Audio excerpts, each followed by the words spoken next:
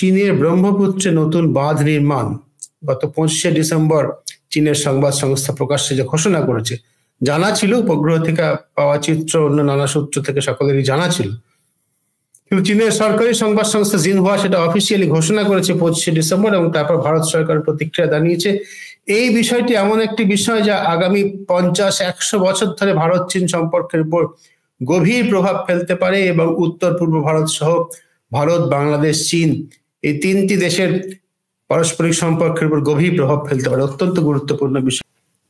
সম্প্রতিকালে ভারতের সঙ্গে চীনের সীমান্ত সমঝোতা হয়েছে, আমরা আলোচনা করেছি।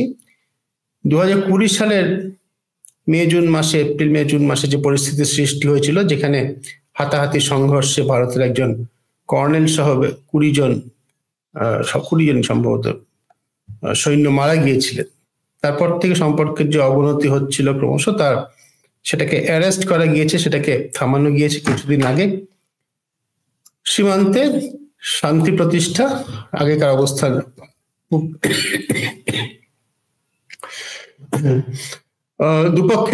দুপক্ষই পিছিয়ে আসার, লাদাখের একটা অংশে দুপক্ষই পিছিয়ে আসে এবং দুপক্ষের পরস্পরের উপস্থিতিতে নজরদারি টহল চলবে, এই চুক্তি হয়েছে। তার অব্যবহিত পরেই চীন যেটা করেছে সেটা হচ্ছে এই যে আকসাই চীন লাদাখের একটা প্রশাসনিক অঞ্চল, হোতান তাদের যে প্রশাসনিক অঞ্চল, তার মধ্যে দুটি নতুন প্রশাসনিক অঞ্চল, যেগুলো তার কাউন্টি বলে, তারা দুটো নতুন কাউন্টি গঠন করেছে, অর্থাৎ নতুন প্রশাসনিক ব্যবস্থার তারা সূত্রপাত করতে যাচ্ছে। 2019 সালে যখন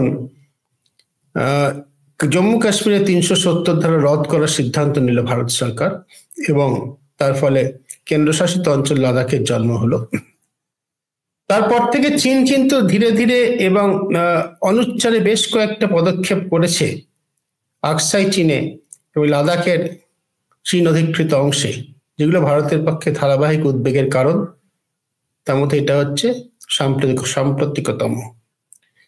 তার থেকেও বেশি দীর্ঘমেয়াদী সমস্যা তৈরি করতে পারে, যেটা শুরুতে বললাম, চীনের সংবাদ সংস্থা ঘোষণা করেছে গত 25শে ডিসেম্বর, আনুষ্ঠানিকভাবে ঘোষণা করেছে। সেটা হচ্ছে যে ব্রহ্মপুত্র নদী, ইয়োরলাং সাংপো, যেটা তিব্বতী ভাষায় চীন এই নামটাই ব্যবহার করে, সেই সাংপো নদী যেখানে তিব্বতের মধ্যে দিয়ে বয়ে এসে এখন চীনের অধিকৃত, চীনের অংশ এই তিব্বত, তার মধ্যে দিয়ে বয়ে এসে একটা উত্তর পূর্ব দিকে সামান্য উত্তর যেতে যেতে একটা ইউটার্ন করে ভারতের মধ্যে ঢুকেছে, অরুণাচল প্রদেশ, আসামের মধ্যে দিয়ে, আমরা সবাই জানি। তারপর শেষ পর্যন্ত বাংলাদেশে গিয়ে গঙ্গার যে ধারা তার সঙ্গে পদ্মা তার সঙ্গে মিলিত হয়েছে।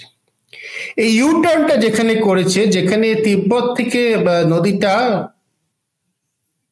ভারতে ঢুকছে, অরুণাচল প্রদেশ, আসামে ঢুকছে, সেখানে চীন একটা বিশাল বাঁধ নির্মাণের পরিকল্পনা নিয়েছে।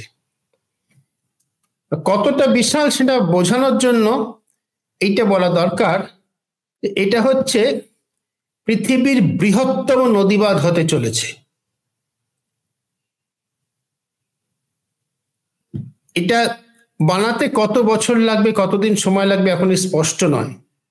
চীনের ক্ষেত্রে আমরা দেখেছি খুব দ্রুত এই ধরনের ইনফ্রাস্ট্রাকচার রূপায়ণের ক্ষমতা তাদের আছে, তারা করে ফেলে প্রায় রাতারাতি তারা ধরনের কনস্ট্রাকশন করে ফেলতে পারে, সে ক্ষমতা তাদের আছে।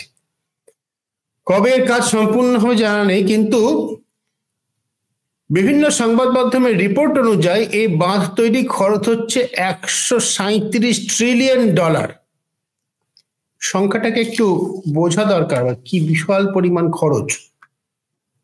$137 ট্রিলিয়ন মানে হচ্ছে $13,700 কোটি। তার মানে হচ্ছে আজকের বিনিময় মূল্যে 11,64,000, 11.5 লক্ষ কোটি টাকার, তার বেশি।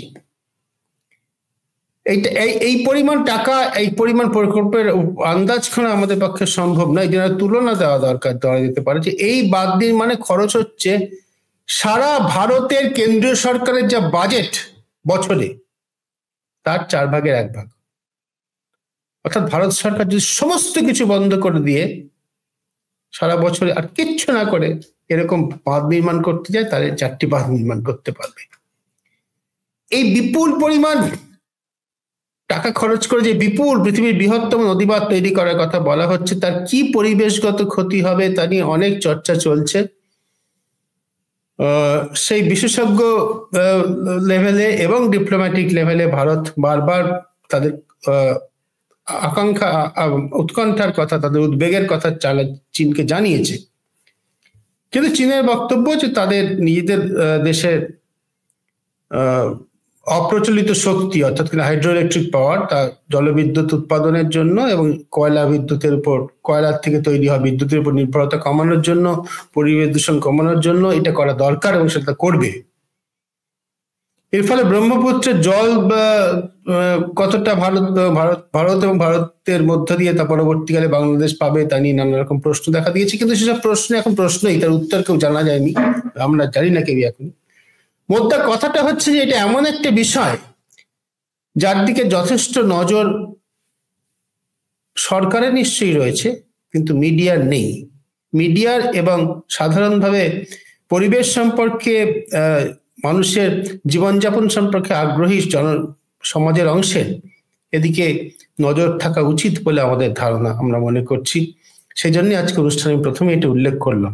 তেমন একটা প্রকল্প যেটা নিয়ে কিন্তু আগামী 50 বছর 100 বছর আমাদের চর্চা করতে হবে এবং অনেক জটিলতা, অনেক সমস্যা এর থেকে তৈরি হতে পারে।